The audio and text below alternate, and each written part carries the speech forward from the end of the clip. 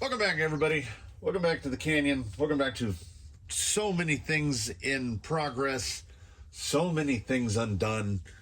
It's a busy week. It was the birthday week. It was my anniversary, my 30th wedding anniversary, 30 years. Sometimes I stop and think, someone managed to tolerate me for 30 years, which is genuinely almost unthinkable. I don't know how she does it. She's a person of great physical and mental strength. So here on the State of the Canyon, the weekly update for the 9th of December in the year 2022. There are some things I can tell you right off the bat. This is still untouched in the box. I did get these are still in the bag, unbuilt, untested. I haven't had a lot of time. I can also tell you right now that there's absolutely nothing done on the course. What I showed you last Friday is what has been done. I still have no materials. Only 2 big demo boxes came in during the week, and they were both filled with dirt. One had dirt, and one had really crappy dirt with, like, trash in it. So I got nothing. It is not construction season, apparently. I guess they take the holidays off. I did get some things of some importance, at least to me, done. Jake is no longer on the mismatched horror show of wheels. I had noticed that a bead had popped out on one of the front tires. Went to take it apart and realized that, you know how I had baked those wheels to get them gold because I hated the color. I baked them just a little too much, and all 5 screws were stripped out, and I had already re-tapped them from 2.5 millimeter to 3 millimeter, so the aluminum is just powdery soft. So I thought he would probably look great on some black wheels, and I already had black wheels, so these are not new wheels. These are new wheels. I thought this guy might look nice on some white wheels, and you know what? I agree with myself on this one. I guess if we were going down a catalog of these are a few of my favorite things, I'm gonna have to say the Dirt Trax Deep Woods for tires, and for wheels it must be the Popadome deep offset SSD clones. They mount so easy, they look so good, and because they're just 6 screws each, it's really easy to scale hardware those up. I would like to get some SSDs for this guy in the future, but you know, the little cosmetic stuff, it always turns out that I order like a servo or a battery or something instead of ordering another package of screws, especially now when it might have been during Black Friday or Cyber Monday or something like that. I ordered a 2-pack of screws of scale hardware and promptly lost them because, you know, they're tiny little plastic bags about that big with 100 of the little 2 millimeter screws, so I could do 2 sets of beadlock rings. And no idea. Absolutely no idea. I'm looking through the house, I'm looking through drawers. For all I know, I put them in a pocket of a pair of shorts, and they'll either get distributed in the washing machine or I'll find them. Something will happen. So as yesterday was, I want to say, episode 7 of the Tranquish revamp, in which we got to see me make the bent link. And I ground the tiniest bit off, and not even for that link. I think you can see it from the bottom. It's for the diff lock cable. That was what was interfering. The diff lock cable desperately wants to get pinched under the motor mount. So getting that clear was fun. So in between then and now, I did get some time. So I did the same method. This is on Argentum, the Portal, and on Eddie, the straight axle, where I did this. Just added another hole. So this is a third hole. Mounted this back down. Got the gearbox in place. Most notably, I would say, changed out all the shock towers back to the original shock towers because the front end felt honestly terrible. So when I changed them out, I was like, I have that set. These are the Ecto, the original shocks from the Ecto. So I threw those on there, and they feel really good. And we're going to try something a little different when this guy is put together the rest of the way, which is I'm running a fairly high spring rate in the rear. So when it sits, it has a real nose down attitude, and I'm going to see how that goes. The ride height is pretty good. It has, you know, that clicky is all of the links up front just banging into each other. I might be able to switch the steer link over to ball and cup, like blitz ends, and maybe get a little more clearance. It will actually lock down. The steer link actually catches on it because everything, oh yeah, none of the wheels are bolted on. They just kind of stay. So that screw goes, beep. So the clearances are very tight up in the front. What I have not gotten to yet, and what I'm going to get to right now, we're going to turn the State of the Canyon into basically episode 8 of building this because I've got some time. There's nothing to really show on the course. And it's 44 degrees inside this building. So I'm going to try to get, basically, I'm at the point where I can mount the other 2 servos. And then I need to figure out where to put the speed control. And I need to find, there it is. I need to find all of his electronics, start getting things laid out so I can figure out, like, where is the receiver going to go that will allow me to plug everything into this. Hopefully the shift cable's clear. Hopefully I can get the dig linkage past this guy. We are gonna see how it goes. It's gonna be interesting. I really want to get started on the other, you know, the portal build, on the blackjack build, but aside from mounting and unmounting some beadlocks while my buddy's kid was over here cutting on a CNC machine, there has not been a lot of forward progress this week. This was a busy week. So I am going to source the electronics needed to put in here. I'm probably going to have to build linkages for the 2 servos. I don't like the big chunky ones. I'm going to see if I have any Lunsford left over to make those. Oh, and I did indeed make the standoffs, and I couldn't find any aluminum that needed to be turned down, so I just used 6mm steel. So those are made out of steel. The gearbox flew together. I guess I've done enough VFD twins that I know what I'm doing now, mostly. I only got one shaft backwards, halfway backwards, and luckily, as I said, it was all made much easier by, you know, having one of these and not having to leaf through. I mean, I guess it's essentially the same. It's just like photocopies, but I feel better with the real manual. I would like to get this guy running today, honestly.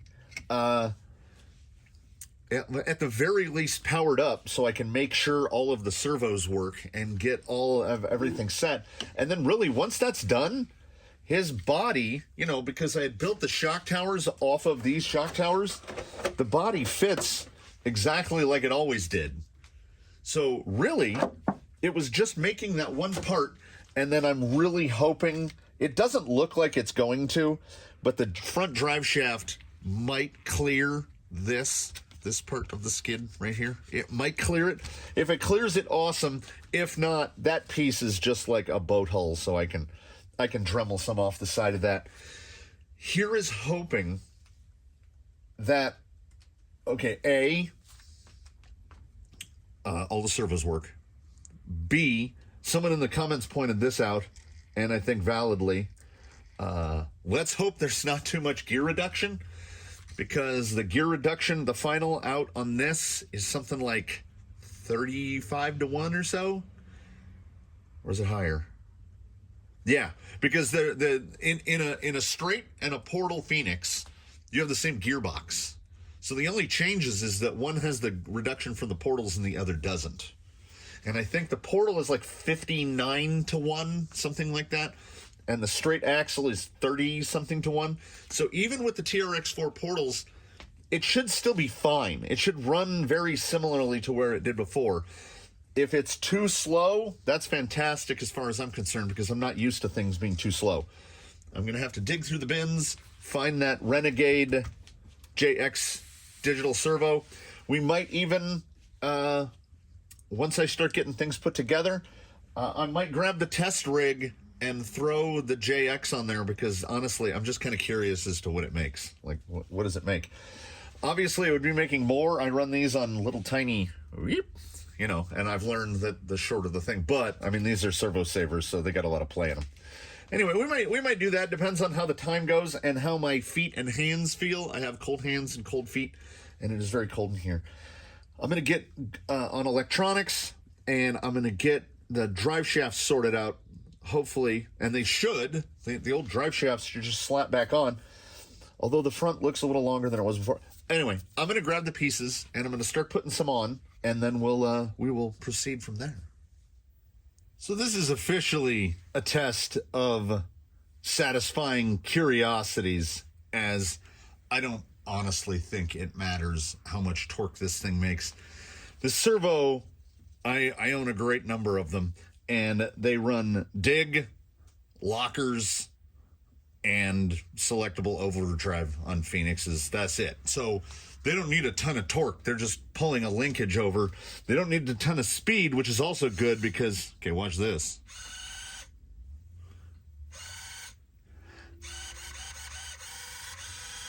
It's not exactly lightning. We're not dealing with lightning here. And we don't have to be.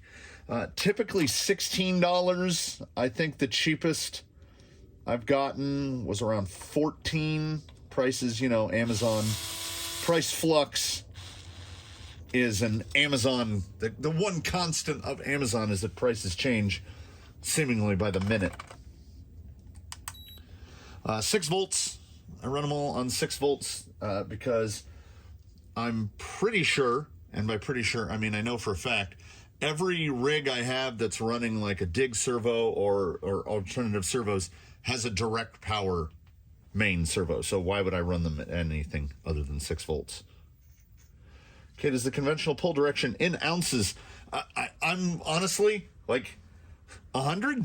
Like what are we expecting here? I know my test will be a little higher with the 23.5 millimeter, but this guy should actually be on the lowest hole because that's what I run. Well, that's not true. I run all sorts of different length ones. Anyway, we'll just give it a pull here. It's not going to bing. There it goes. It finally stopped at 121 ounces. I'm going to give it another pull just because I want to see the amps. I did the thing where I was looking over here again. 121 ounces at 6 volts. Second pull. And you see the huge amp load there, about 1.4 amps. It just slowly trickles down. There we go. 146. So might have been a little frosty cold. And for the sake of the study here, what did I say? 125, 146. That's 271. Okay, I'll try to remember that. Yeah, like 1.4 amps is where it peaks. Average is about 1.3 amps. And we beep at 138. 271 plus 138 is 409. 136. Average 136 ounces, give or take a little bit there. 136 ounces. Not a wild amount of speed, but tiny amp draw. 1.4 peak.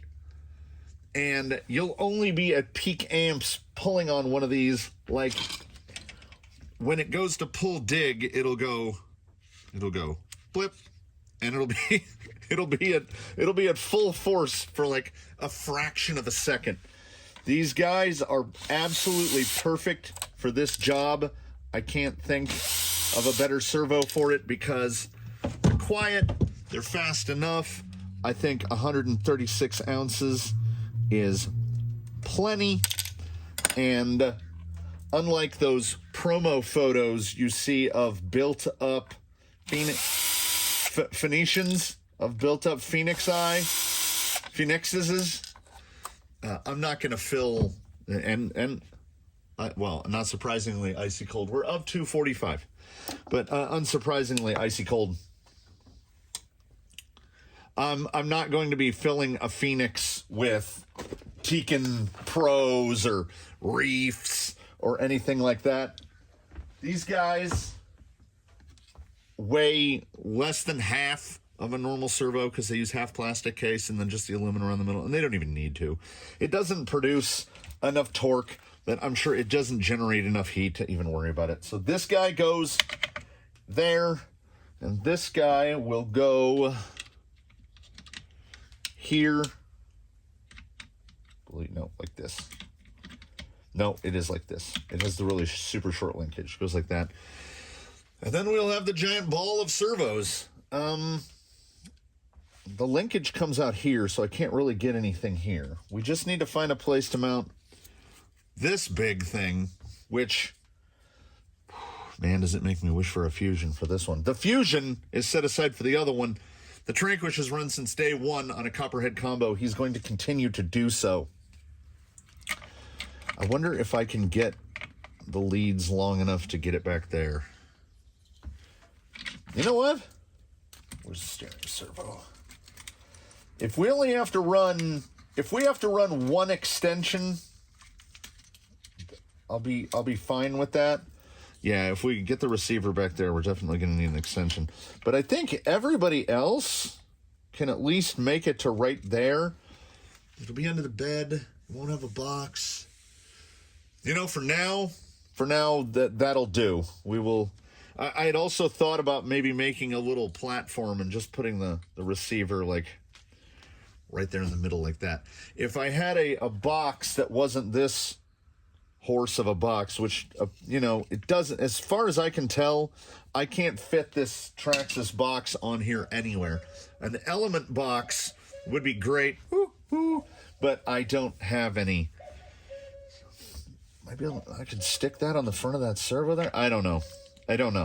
I need to get the servos mounted and the linkages hooked up so that I can see where all these wires are going to go. It is going to just be a mess. There's no room. The castle will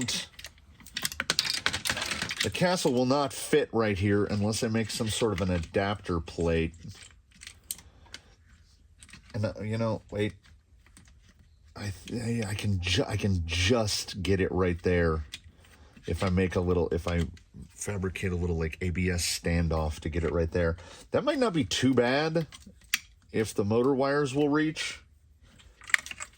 And I don't think they will. I'd have to make motor wire extensions. I'm not a big fan of extensions. You're really witnessing the thought process here, because now I'm thinking, this thing is going to weigh so much. Where's a 4S? If we put the battery somewhere else, if we can figure out a spot for the battery, maybe we put the copperhead here. Yeah, the motor wires would definitely like that, provided you can get the body on. Yeah, you might be able to get the body on. But then the sensor wire, you could use zip ties to keep the sensor wire out of the spur gear. Oh, boy, Fusion really would make this easier. We're gonna stick with the castle, even with how much extra trouble it's going to make. Then it would come to, where am I going to put the battery? Something has to go out on this wing. I don't think there's enough meet. Okay, if that's there, can we get real stupid and just screw the CG and just put that on top? You know, I think it'll clear the body. So we might, yeah, screw it. I'm going to servo tape the copper head to the bottom of that servo, which means that servo's endpoints and everything and horn have to be on point so that I don't have to undo everything. I could actually, with how close those are, I could make like a panel that covers across both. Right there in the center, maybe make an aluminum piece and put flatheads. That's also a possibility. Get that guy right there in the middle. It's not like the copperhead is super heavy. That might not be bad. But for at least the mock-up, then I guess I will stick the receiver, if I ever find it. I'm thinking another, I'm thinking again. Where did there it is. Maybe fabricate that plate out of whatever. You know, I just need to, I have plenty of the little pieces with the 4 holes. Yep, can just use this VFD one as a template. Make a receiver mounting plate that goes right there like that. Then I can just stick the receiver down right there. And then I know I won't need any extensions. Everything will reach. I think that might be the easiest way to do it. Then the battery gets to stay in its original location. There will be 57 zip ties on this thing to get everything in place. Yeah, so I'm going to cut that. I'm going to cut a plate. I'm going to cut a copperhead plate to go right there. And I will countersink them with whatever countersink I can find to fit those tiny. I have some flathead 2.5s. Yeah, let's do that and then figure it out from there. All right, we've gotten to the point where I can start plugging servos in, and I think the smartest way, you know, we're all speaking relatively in this situation, is I'm just going to start at the low numbers and move my way up. So 1 is steering and 2 is the speed control. So we're going to start with 3, which I have bound to switch A right here. So that will be overdrive, and then this will be dig, because I believe I had dig set to channel 4 switch D before. Hopefully that will mean a little bit less adjustment. Let's plug this in for the first time.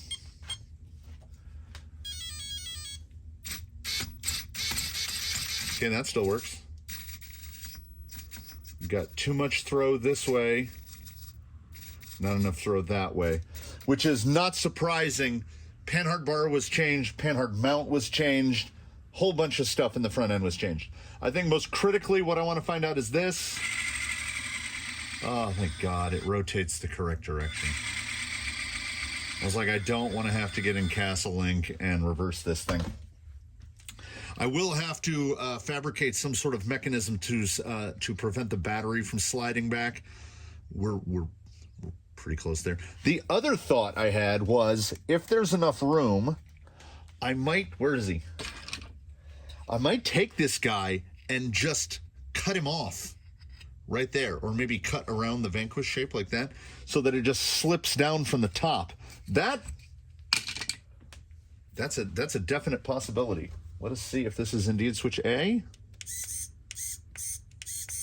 Okay, switch A is set to momentary. We will, that's, I don't know if that's fine for now. I had forgotten, it's been a little while. Lock A is where we need to be for this guy. Okay, so then I have got to go deep into the bowels of endpoint adjustments, because channel 3 is set at 110.25. Let's take that down to what I usually do. This is my methodology. I go to 50-50. So we'll go to 50-50 on channel 3 and use that as the setup. Do I wish you know, okay, here's the thing. I think that the GT5 has the perfect thing for this, at least for that one channel. Do I have a GT5 nearby? Yes. So in a GT5, like this is on my Phoenix, I have low overdrive right there. If I go to that position, it's rear wheel drive only. And if I go to that position, it's big overdrive, which is nice. But this button is not momentary dig. It's an on off. It's a lock switch. So if that button were a momentary switch, we'd be there. We wouldn't have enough channels, but we'd be there. So I can't do that. I have to deal with the inability to run two-wheel drive in exchange for momentary dig. And I will do that. Okay. Let's go this way. And then the way I do this is kind of dumb. What I will do is, I need to grab the linkage. Yeah, we're just gonna go lazy. We're gonna go super lazy on this because we will consider this like the mock-up setup. And how we go about this is we dig through the bins and we find the links that were on Argentum the Phoenix when he was built, so that I don't have to fabricate new ones. I'm gonna need a bunch. I haven't even bothered to dig into the hardware bags. What I need are the hardware bags from that Phoenix kit. I also need my 2.5 millimeter. I need the hardware bags so that I can get all the screws. I'm just digging through the parts bins and figure that I'll swap out what is needed as I get to it. So I almost started attaching things. I feel like that servo is probably in an Oakley-dokley position because I'm running 50-50. I have a bunch of trim. So what I do, and I know this thought never got completed, I set it to 50-50, and I make one end of the throw the first position, right? I'm going to have to cut some throw off of the other side. We will do lock screws, and I've learned don't do this while like holding a button. Get this locked in. Just going to use the existing linkage, which with a 7mm spacer, not too bad. This is not an optimized horn. They really designed these things with Vanquish horns in mind. But a Vanquish horn costs almost as much as that servo. So I tend to opt for $2 horns here when possible. Now what can be done is I can always take this thing over to the machine and mill that little bumpy bit off of, because I'm running it upside down. Or let's see how this lines up. Yeah, see, it lines up pretty good. See, these are too wide. If I was running Blitz, I think I could get away with running in the closer in hole. We were going to run in the further hole here for setup and testing purposes. It all gets refined in the end. All right. That is definitely, Why take my word for it when we can see it? That is definitely the low overdrive. Both wheels are turning the same speed.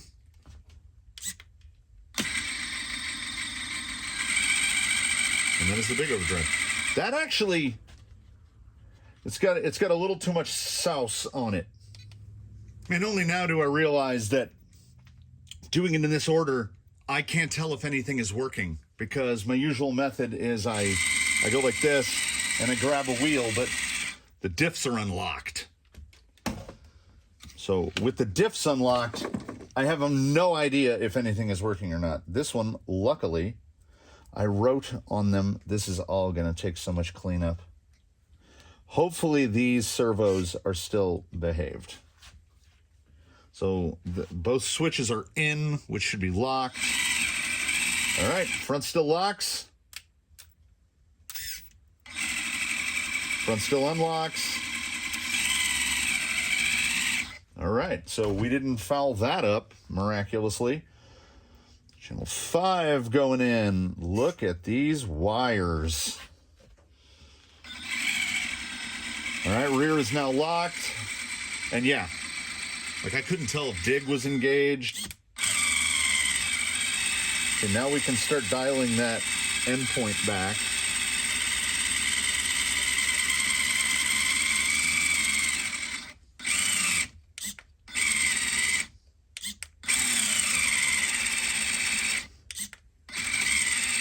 Yeah, there's not a lot of there's not a lot of throw here.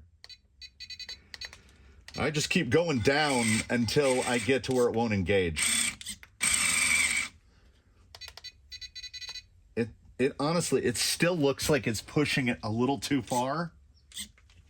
All right, so where we seem to be correct for the overdrive setting is I've got 55% in one direction and 5% on the other. It still, to me, looks like it's pushing a little hard.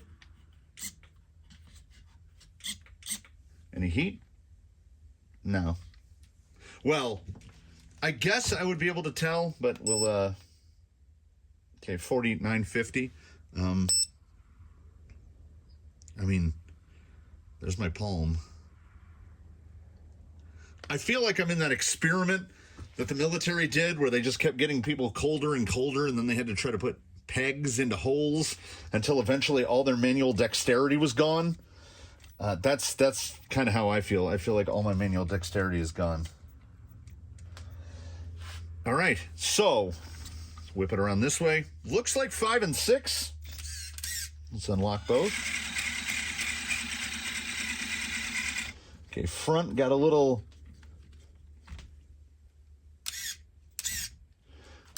Okay, I think I have the cable clamp down too tight on the front. This is all very, yeah, see, this is the problem right here. Getting these set up just right. Okay, watch that guy. That means I've caught the cable in the clamp somehow, so I got to get the housing wiggled around. It's all very fiddly. While we're at it, while we're making a giant knot, let's get 4 wedged in here. You can hear it getting faster. I think that guy has about the same amount of manual dexterity that my hands have. Oh, look at that. It is not, it's not sexy. All right, I need to get up close and personal with this. I need to adjust the steering linkage. I don't know if the steering's not centered. I don't know if is it bump steer? It is not bump steer. Oh, all right. I'm gonna take a minute so this doesn't go on forever, and I am going to get that locker actually locking, and then I'll work on getting the horn on this guy. I think things have gone reasonably well. We've got dig, we've got overdrive selection, we've got one functional locker. I think installing it, I think I might have pinched this cable. It might have gotten a little kink in it because the rear works fine. You can see it works great. The front, that should be unlocked, and it's still locked.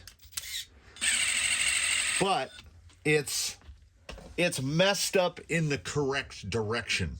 It's stuck locked, which that's fine. I will chalk that up to moving too quickly at one point. I think I might have pinched the cable under the motor when I was when I was putting the gearbox in. That's my best guess. So worst case scenario, I have to order another cable. If we go without a front locker for a little while, I think we'll be okay. Although, 46% overdrive with an unlocked front end, that should be interesting. So we have 5 of 6 channels operable. I don't know what kind of speed we're going to get. As you can see, I threw 2 or 3 zip ties on there to kind of keep. Oh, and I did do I think this is my favorite bit so far, was cutting the gear cover right there. I just basically left the top of it. And now I could flip the motor around because I don't have to worry. I mean, the battery around, so I don't have to worry about it going into the gear.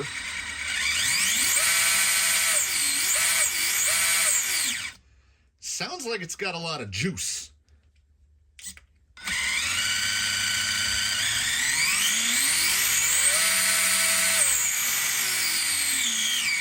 This should be very interesting. Does the body fit? I think I don't have pins. Yeah, I might want to address that. I will get some set screws or what. They basically just use pins, and then I will get some body clips on this. And I checked the voltage in the battery, and it's at like 3.7. So let's hope that's enough. I'll throw another one in my pocket. We can get some wheelin in on this thing because, it is a Friday update, and it kind of collided.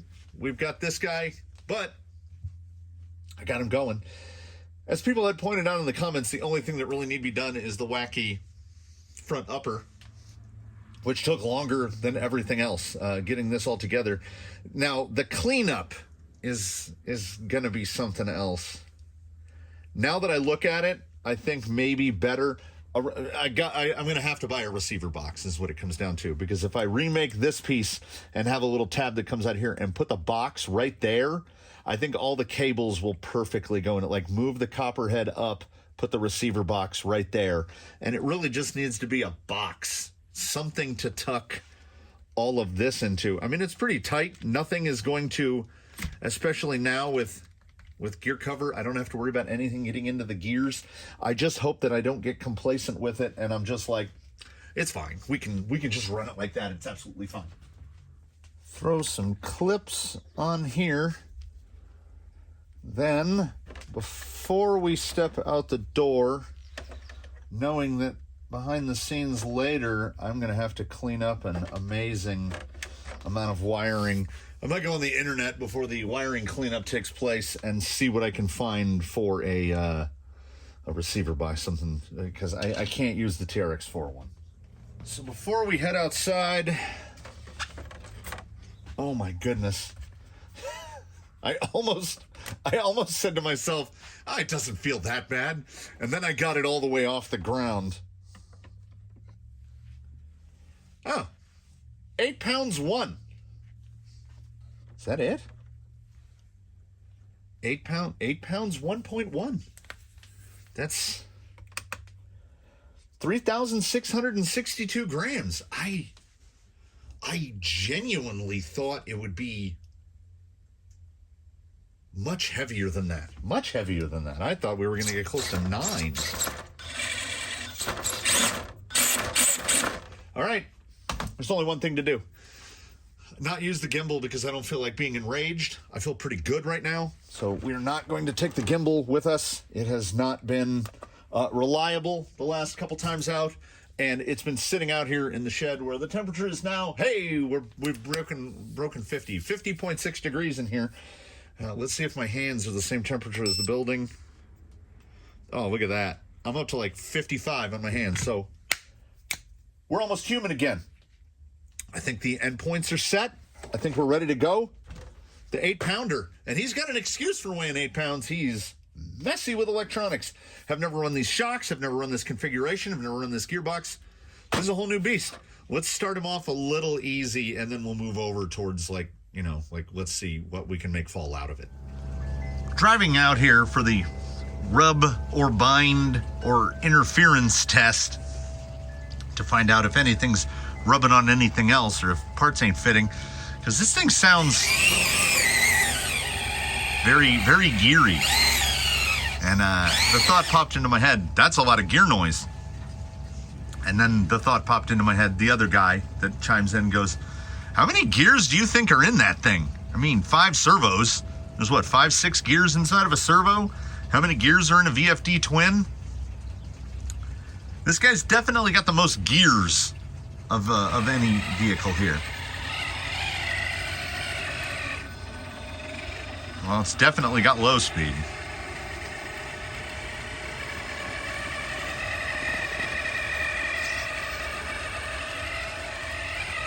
It's definitely got low speed. I can go... So its gearing should be lower. I mean, it should be higher geared than he was before. So I was like, that's fine. He's running the 1900. I could put the 2280 in there if I needed any, but let's see, what can we do?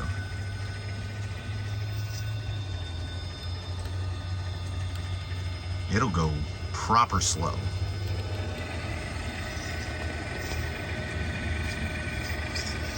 He really likes a line straight over the kidney bean.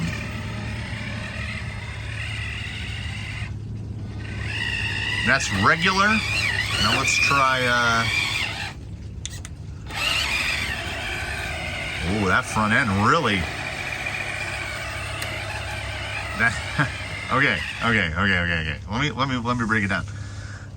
That's the biggest, that's the most I've noticed front overdrive on any of the rigs featuring a twin. Like that front overdrive really felt like front overdrive.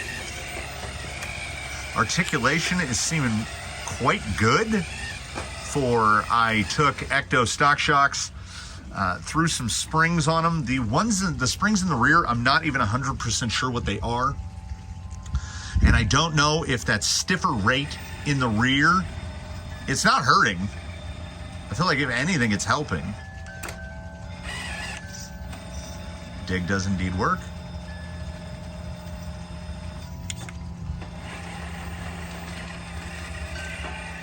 Yeah. Ooh, dig plus big overdrive is flying.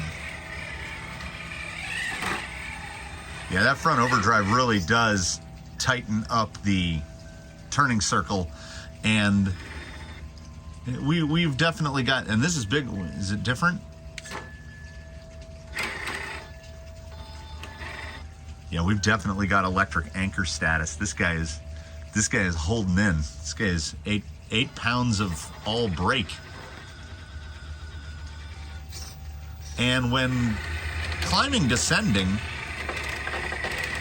I don't, okay. All right, we're in rear wheel drive.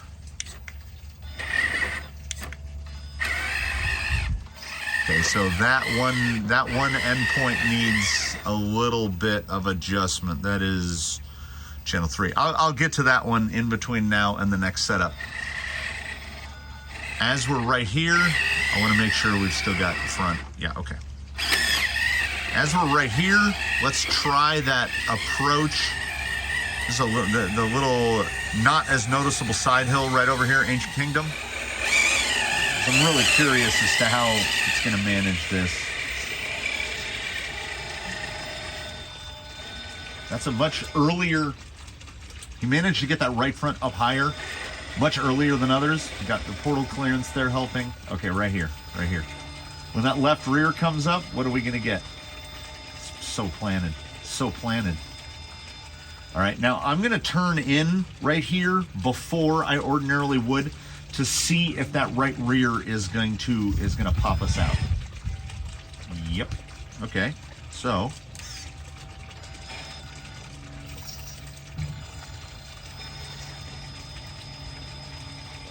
look at that. Look at him go.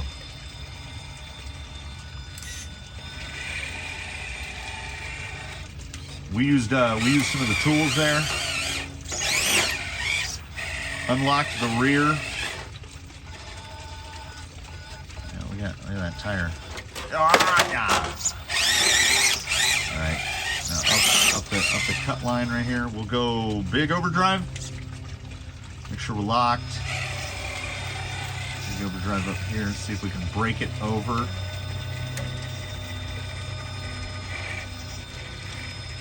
Oh,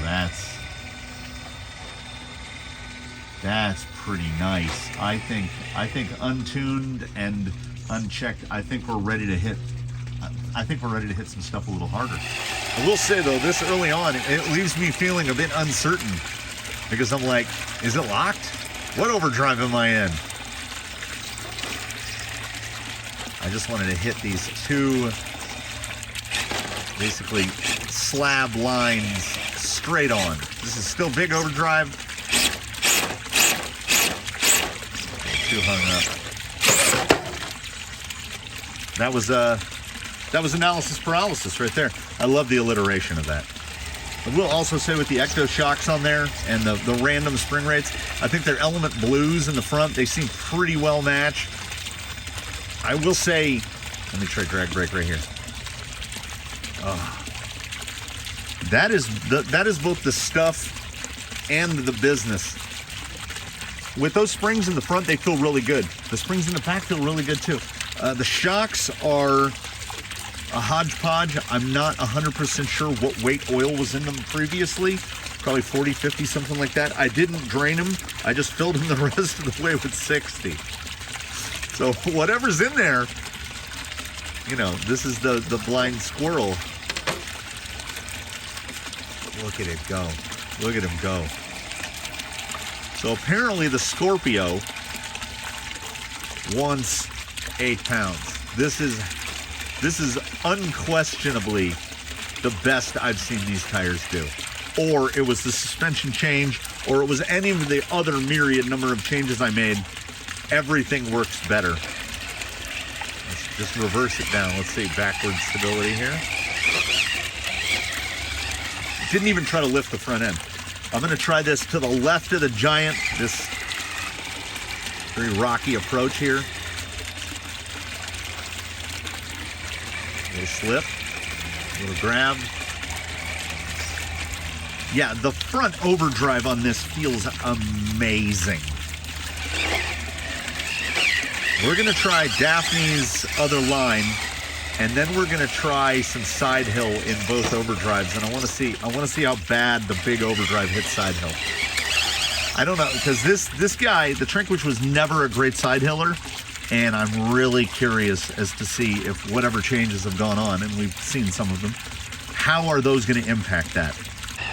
When it's just moving on flat ground, the front end seems so dipped because of the high spring rate in the back. But that high spring rate, how's it gonna pull here? Come on. That's slipping out on the front.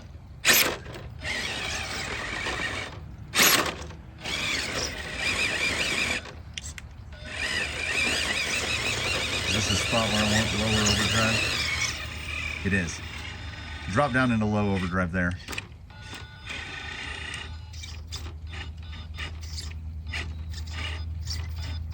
Just so, like,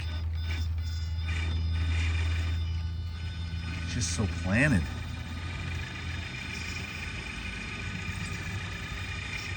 Just trying to find the right line to bite. Nope. Nope. But is he going to get back into it? Oh, yeah. Come on. Now, wide out at the beginning, but the ability to push back into the notch, that was, I'll just say that was pretty good. And that was in low overdrive. It's getting back midpoint. Oh yeah, if he gets the right approach angle in, and that drag brake is what you want. Big gear reduction. I'm a big gear reduction man. Look at that. Just one-handing it. I think it's just the right amount of articulation in the rear, and I haven't touched the controller with my right hand.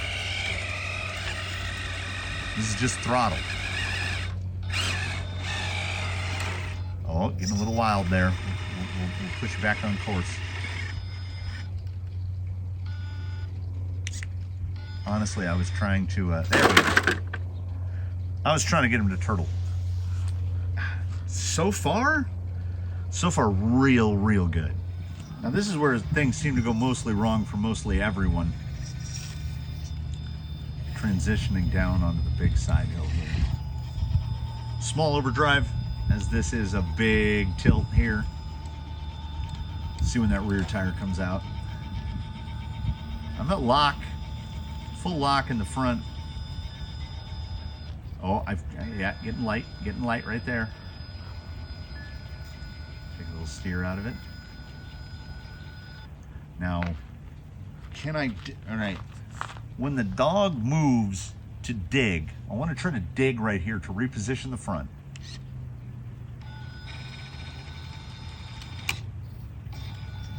Perfect. Okay.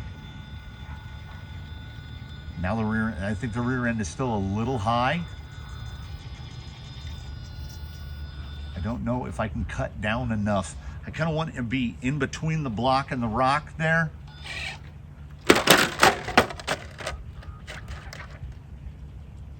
That was not it. The Scorpios are oh, okay. We're gonna try the rear.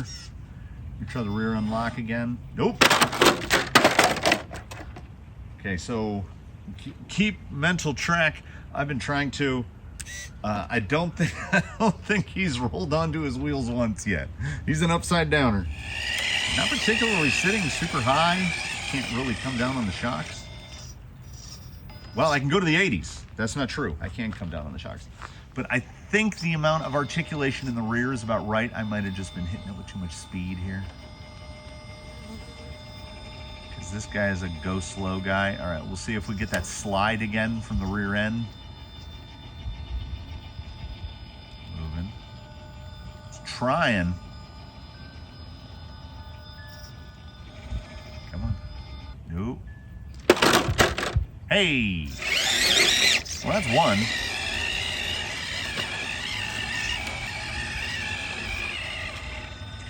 I just want to get between the block and the rock here. Even if we've got to take it a little more angled nose, that's really pushing it out. Once he got that, once he got that tire out and I gave it more juice than I should have, we almost had it. He almost had it, I almost had it. We all collectively, as a group, as a community, almost had it. So light in the front end. Yeah, I'm in a bad place.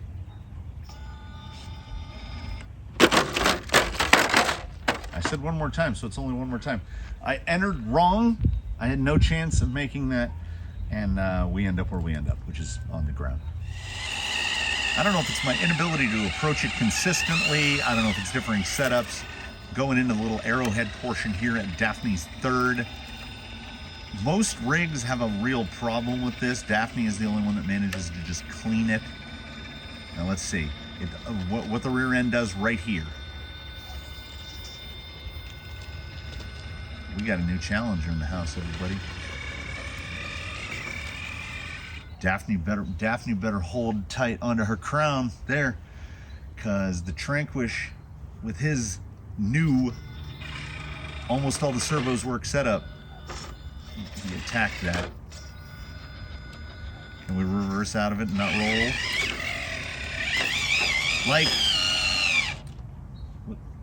and that was in small. Let's try it in big. The way he runs, okay, 8 pounds in a pretty small package, right? He's better in the small.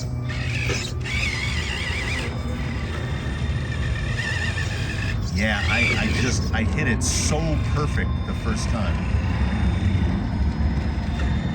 So, he's 8 pounds. Let me say, he doesn't drive like he's 8 pounds, but he does, right? He doesn't feel heavy, but he feels planted. So it's like a feeling of weight.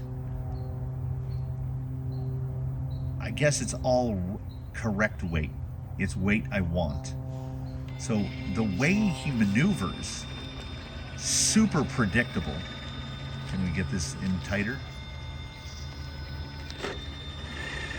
Like that front end just plonk. Yeah, the big overdrive makes him push too wide. He is a climber, though. Yeah, right there. Started, like, the front end was climbing up so fast, he started to get a little tail happy, dropped down to the small overdrive. Oh, I hate small planes. This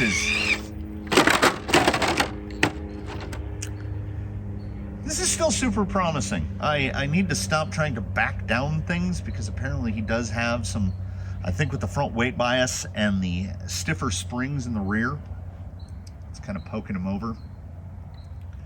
Let's try one of the slot machine lines over at the end, and then we'll wrap this up over at the new stuff that I didn't work on for an entire week. So it should be cured enough that I can drive on it without tearing it apart. If we're gonna go in, might as well go straight into 5. Yeah, this is 5. We're on the big boy rock. We'll see. Okay. Now the meta is get this tire up here. If one can. That's too far up. Or is it? Is it? Cut back, cut back, cut back.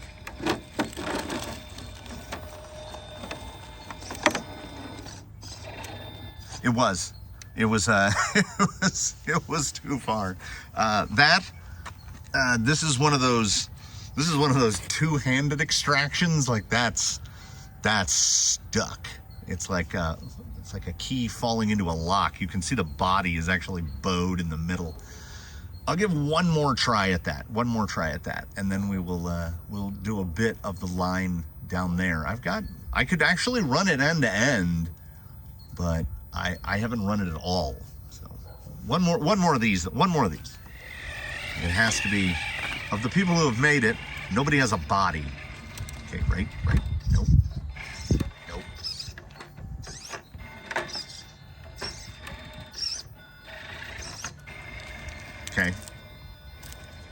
Okay.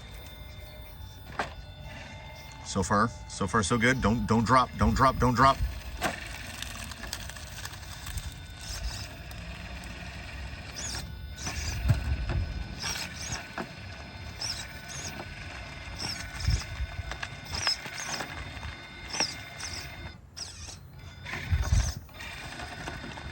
I think it's front bumper.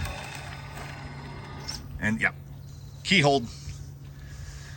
Yeah, slot 5 is a keyhole. You gotta get it just right. And there's a little, like, driver's side of the windshield, there's a little hole right there. And if you fall into that hole, you don't come back out. All right, let's try something without holes in it, and that'll pretty much do it for the week.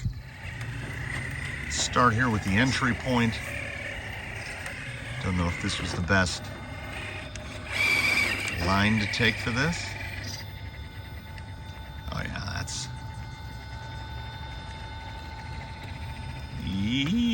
stay. Okay. Come down across here. And let's try it through the channel here. Why not? Stick in between these two rocks here. A little high nose action. How will the rear pull through? Looks fine. Pretty easy there. Ooh. Oh. A little seesaw action there. Gotta bring it real slow. You see that point right there? That could be an issue in the middle. Starts to break over. Come on. Get something, get anything.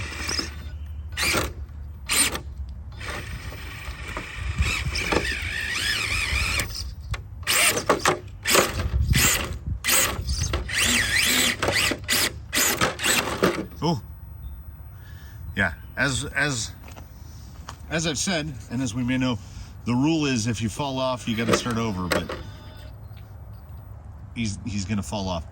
But as no one has done this before, maybe we'll be a little lenient today. Got to turn towards danger. I don't want to say it. Don't say it. I almost said he is going to fall off. Okay. We've got two possible approaches here. We can try to get over that big chalky guy. That's what I'm going to do. This is the more DJ Danger Mouse line. You can go around the backside of that knob up at the top, or you can try to do this, which is probably unwise. Try to get a tire hooked up here. See if we can't stay above chalky.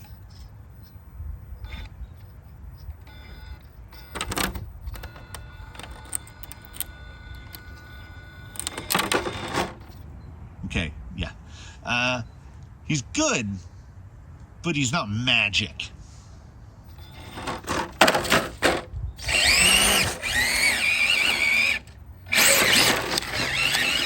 Alright, so that might be possible still, that other line. Now there is a big hole back there. It's just a hole. And as my future hope for this is to treat it timed, like a time attack. There will be no time penalties for things like reverses or anything else, as it's total time that it takes you to make it from A to B. So if you use a ton of reverses and you fall off and you have to go back, your time is not going to be great. But I want to get it when it's finished out. I want it to be difficult enough that you effectively have to take it very slowly, or you're just not going to get through it at all. Now this one, again, we come to a point where there's two possible attacks. I'm going to take the big steep side hill attack here. You can also go around to the backside. Try the more, what I presume is the more difficult one first. Ooh, because you have to turn in quite a lot right here. Yeah, this goes back to what I said about how he drives with weight, but he doesn't drive heavy. Stays planted. First guy coming through to knock out all the loose rocks. Oh yeah, a lot of loose right here. The loose could be an issue. No, getting a little side angle here. Keep it tight to the point where we can get through the trees. I'm going to try to bring it a little closer to the net right here. That flat is enticing, but the rear end is up pretty high. That's a real diff banger right there that he went over. Portals, TRX4 Portals helping out. We're going to try what I think is probably the easiest line in here through the trio of stink tree trunks. Oh, that's very slippery. Very slippery. Okay, just keeping it at lock here. Dangerous reverse. All right, like I say, he gets freebies. Knocking a lot of chunky stuff. Ooh. This part is super deceptive. It didn't look bad to me when I was laying it out. It doesn't look bad. It doesn't look bad to me now when I'm trying to drive it. But all right, now we got to try to get in between these the trunks, between the trio here. But you can't turn back too soon, or you will hook the rear tire. I've done this before. Not on this obstacle, but I've hooked the rear tire before. Oh, uh-oh.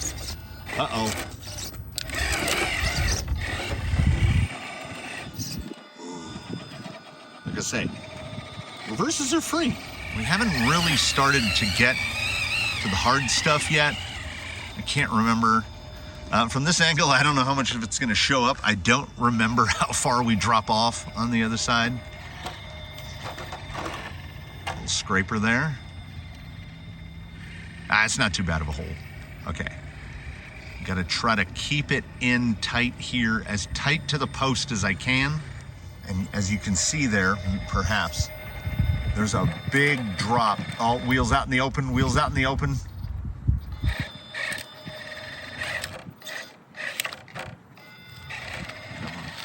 Yeah, he does not have a lot of stuff to get hung up on the bottom, thankfully. I think portals here helping out quite a bit. His weight helping out quite a bit. Yeah, that amount of rear articulation right there, we'll back up a second. That amount of articulation is what makes me not want to go to an 80.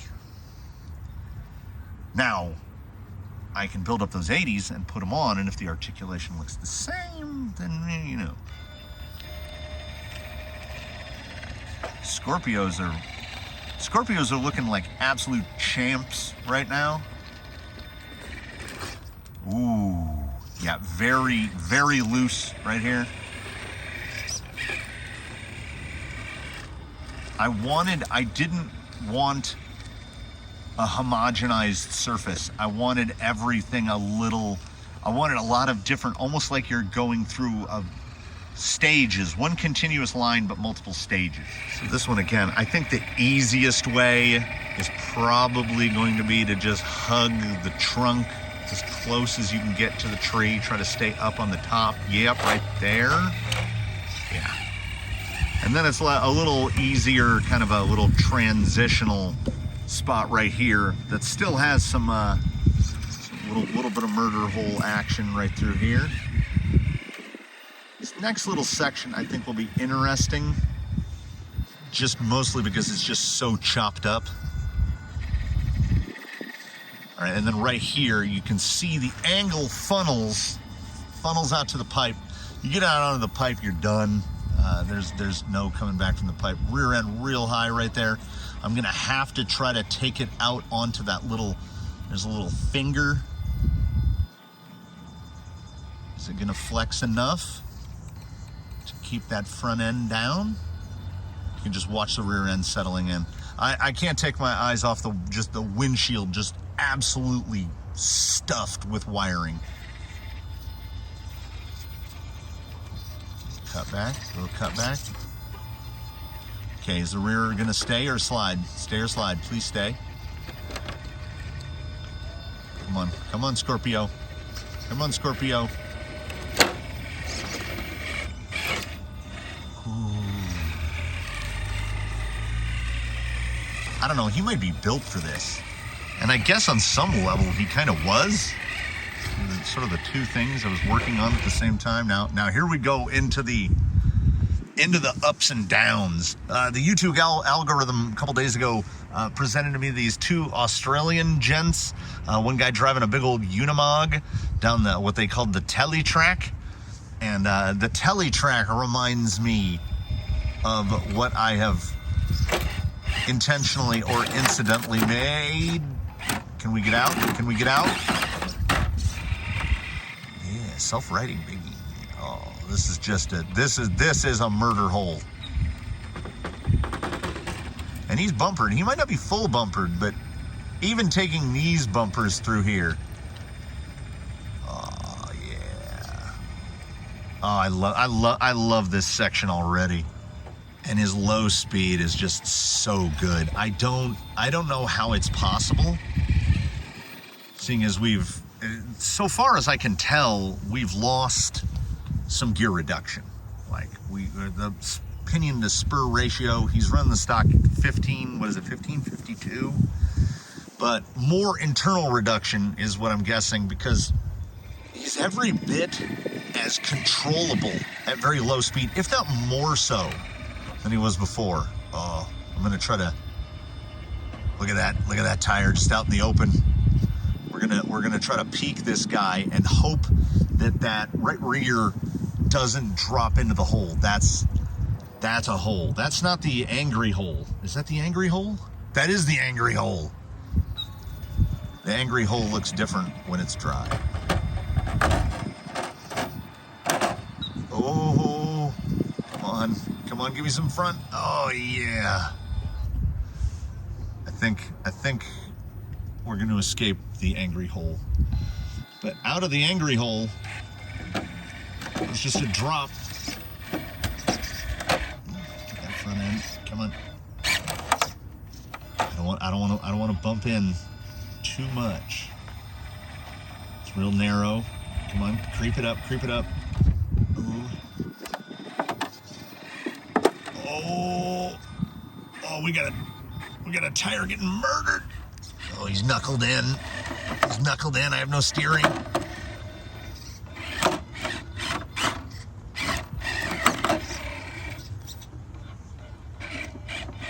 it this way. Get it over, get it over, get it over. That is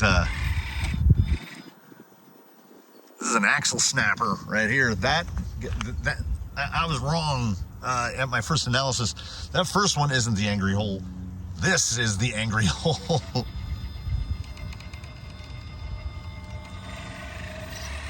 He still seems to be in one piece. And now we got this big, it's basically just a vertical. I will try the direct ascent here. It looks like I can get that one tire wide enough for it to get up, up, up. All right, trying to get the other one up. Yep. Now, in terms of rigs that I build, I kind of live in a philosophy of we don't look back, right? I don't have multiples of the same thing, unless you count VS410 chassis. We're going to be up to 4, right? Because what a bargain. I mean, what a deal. I had bought the chassis for this at about $100. What a great chassis. And then I bought the slider to build Blackjack out of, and I have a straight axle and a portal. So every one of them is a little bit different. They're all going to drive a little bit different, but what a great chassis. Let's just see here if Tranquish can make it all the way to the end. Because out here, nothing, there's no set in out here. That hole is mean.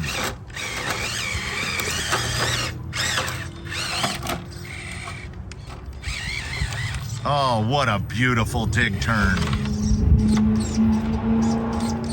Something feels off. I got a lot of front end movement. I'm gonna let him get a little closer to, ooh. Ooh. Yeah, I don't. Not with a bumper. Try this angle, right over here. See a rock we can catch a little piece of. Yeah, the front end feels a little loosey-goosey. I don't know if I cannot see the panhard bar. He's still doing real nice. Driving straight into camera, still doing well. Out here into Crunchy Leaf Town. But something feels different. Maybe I slipped, but he's doing so good. Maybe I slipped a spring off of a cup. I don't know, something in the front end is, I mean, it doesn't seem like anything's broken. This is the low speed kingdom. You cannot use any speed out here. A couple little sections above. Oh, he's pulling a bunch of leaves along with the suspension there. I am just going to try to hang it out here as far as we can. We are here at the end. This is the terminus. I need to get that tire up. Don't roll in. I need to get that tire up. Okay, we're still all locked. Oh, look at him, look at him, look at him.